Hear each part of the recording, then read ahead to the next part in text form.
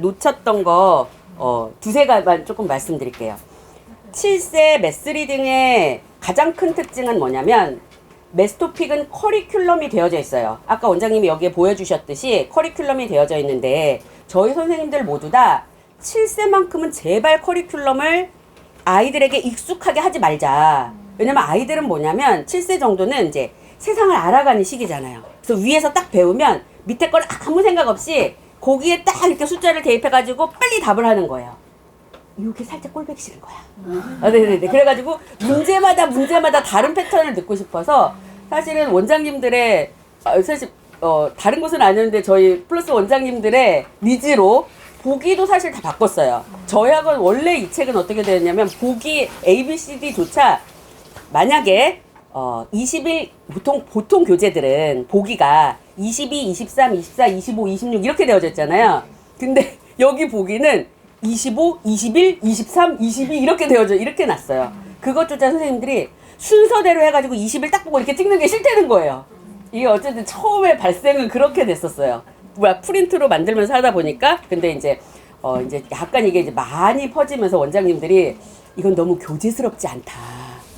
뭔가 이렇게 너무 이렇게 막 만든 것 같다. 이제 이런 거죠. 왜냐면 보기가 이렇게 규칙적이지 않으니까.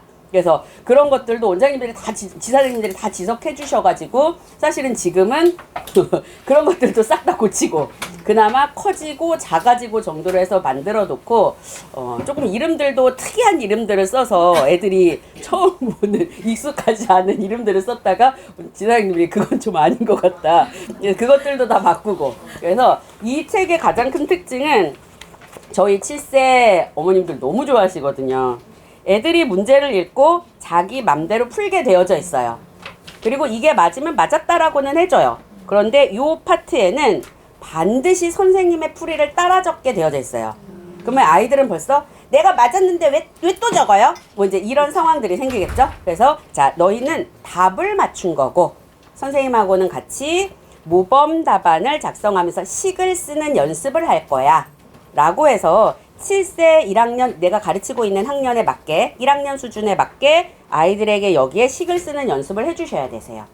그래서 맞았어도 식을 써야 되고 틀렸어도 식을 써야 되고 엄마들은 아이들이 이 식을 따라 적는 거에 가장 좋아하시죠. 그래서 요 1학년들까지는 식 쓰는 연습. 그래서 얘는 제가 아까 두 가지 특징 중에 얘는 문제에 그 유형이 없어요. 그냥 아무 문제나 해요. 그래서 1번 문제는 도형이었다가 2번 문제는 규칙이었다가 그냥 1, 2, 3, 4, 5 하루에 5문제를 숙제 배우고 있는데 이 5문제에 그냥 커리큘럼이 없어요. 그걸 7세한테 우리 선생님들은 해주고 싶대요. 그냥 뭔가 매 문제마다 문제인 거. 사실은 우리가 어떤 큰 시험을 볼 때는 1번 문제, 2번 문제, 3번 문제가 다 섞여 있는 거잖아요.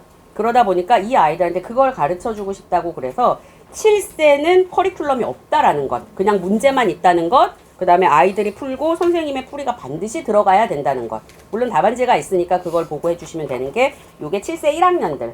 제가 봤을 땐 1학년이 가장 맞는 것 같고요. 이 7세들은 이거 못 쓸 거라고 생각하거든요. 대치 7세만 이게 조금 유일하게 가능하다고 생각하는 거지 1학년이 제가 봐도 가장 적합, 2학년인데 이제 진짜 수학을 시작하는 아이들도 가능. 이라고 보고 이제 2단계, 3단계는 원장님이 말씀해 주셨지만 이것도 이제 처음에 원장님들의 제가 생각을 샀어요. 여기를 보면 이거는 아까 잠깐 말씀해 주셨어요.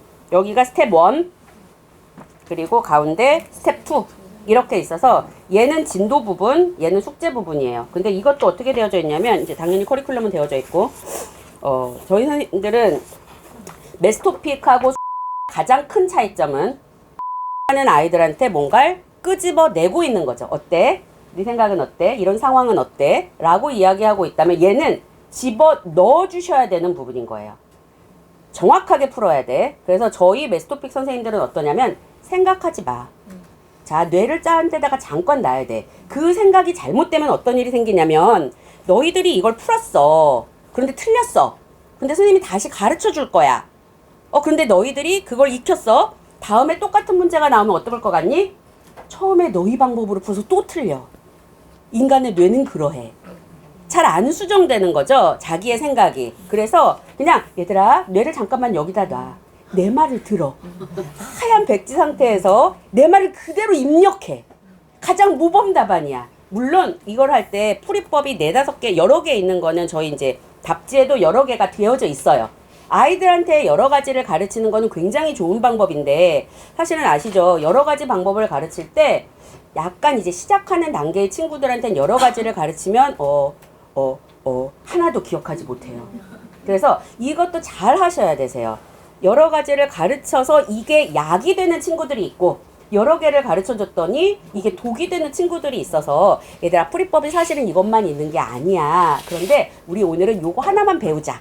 우리 다음 단계 가면 선생님이 좋은 문제에 대해서 풀이법을 한 2개씩 가르쳐 줄게. 우리가 빨리 그때까지 커야 돼. 라고 하면서 동기부여를 해주되 처음부터 너무 장황하게 나를 위해 나의 멋짐을 위해 얘들아 내가 이거 한 5가지로 풀 수 있거든. 뭐 이런 멋짐을 위해서 아이들한테 하지 마시고 콕 찍어서 이 아이들이 풀 수 있을 풀이법 하나만 아주 강력하게 주입하셔야 되는 책인 거예요. 저는 문제 해결 전략은 주입당해야 된다라고 생각하고 교과도 어느 정도는 주입당해야 된다고 생각해요. 기본 개념, 이론은 아이들이 다 알고 있어도 그거를 활용하기 위해서는 외우지 않으면 안 되는 부분들이 있거든요. 그래서 좀 우리가 이제 숨 쉬듯이 외워. 숨 쉬듯이 나올 때까지 이게 당연하다고 생각하듯이 외워져야 되는 부분들이 있어서 제가 수다장이 엄마와 수다장이 선생님 밑에 있는 아이들이 수학을 조금 잘할 확률이 높기는 해요. 끊임없이 반복해주고 끊임없이 끄집어내주기 때문에 그래서 이거를 할 때는 주입을 당한다. 그래서 숙제를 할 때 어떠냐면 이날 배웠던 대체적으로 한 7문제 정도 되는 게 숙제 파트를 보면은 처음에 그 7문제가 그대로 나와요. 선생님 학원에서 풀었는데 왜 또 풀어야 돼요? 내가 풀었잖아. 내가 풀었지 니네가 푼 게 아니잖아. 그러니까 너희들은 그대로 그 문제를 이 빨간색이 아니고 앞에서 푼 요 색은 수업 시간에 배운 거거든요. 그 문제를 그대로 똑같이 한번 풀어야 되고 그 다음에 얘랑 이 문제에서 변형된 문제들이 빨간색으로 또 나와요. 그래서 이 2개 그래서 풀었던 거 다 풀고 다시 한번 더 풀고 이 과정이 숙제인 부분이에요. 그래서 저희가 이 책을 이렇게 두툼하게 만들 때 꼬맹이 초1에게 너무 두툼한 거 아니야 라고 해서 이제 이거를 분권해 달라고 했었던 이제 학원들이나 이제 저희 지사님들도 계셨어요. 그래서 어떨까 했는데 저희 선생님들이 결사반대를 하더라고요.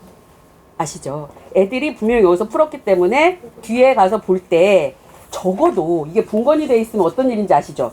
턱하니 옆에다가 놓고 뺏기는 거죠.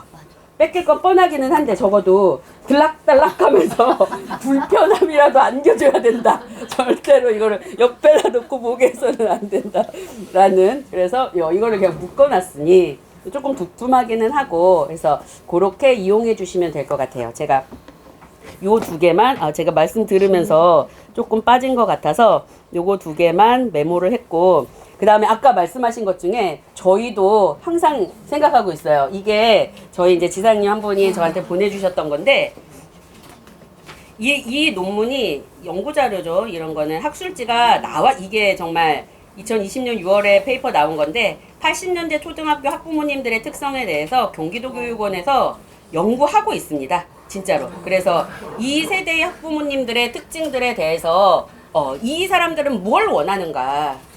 왜냐면 대부분이 다 대졸자들인 거잖아요. 그 대졸자들인 엄마들이 학원을 선택할 때는 어떤 기준으로 선택하는가, 어떻게 아이들의 자녀 교육을 시키는가에 대해서는 정말 사회적으로도 굉장히 중요한 이슈예요. 그러니까 이 부분에 대해서는 지사님이 이제 또 공유해 주신다고 하셨으니까 각 지사장님들한테 공유해 드리면은 지사장님한테 받아가지고 꼭 한번 읽어 보시면 아마 원에서 상담하실 때 도움이 되실 거라고 생각합니다.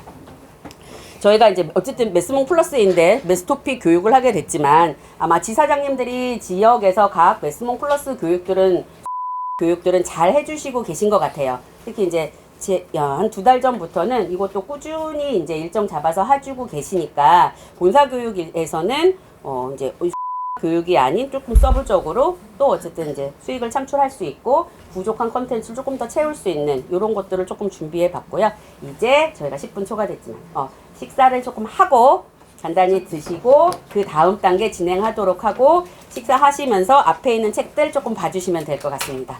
1교시 고생하셨습니다.